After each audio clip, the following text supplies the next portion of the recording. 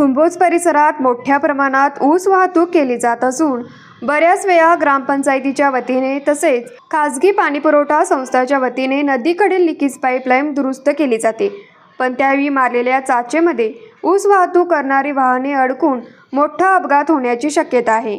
आज अशीच एक घटना कुंभोज येथील आंबेडकर चौकात घडली।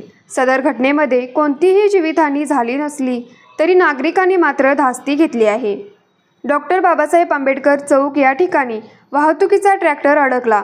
सदर अडकलेला ट्रॅक्टर सुरेश घाटगे यांच्या घरावर पलटी होण्याची शक्यता असतानाच त्या ठिकाणी उपस्थित असणारे ग्रामपंचायत सदस्य अप्पासो पाटील यांनी तात्काळ घटनेचे गांभीर्य लक्षात घेऊन जेसीबीच्या सहाय्याने ट्रॅक्टर बाहेर काढला।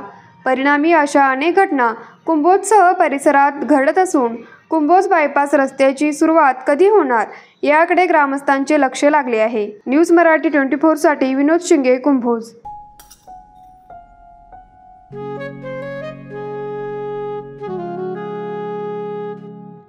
बाबा, आज येताना बासुंदी घेऊन या ना। अगं, कालच आपण आईचा वाढदिवस होता म्हणून आणली होती ना। ऐकलं, गोकुळची बासुंदी पुन्हा खावीशी वाटतेय। खरं सांगू, मलाही खावीशी वाटतेय। पुन्हा पुन्हा खावीशी वाटणारी गोकुळ बासुंदी।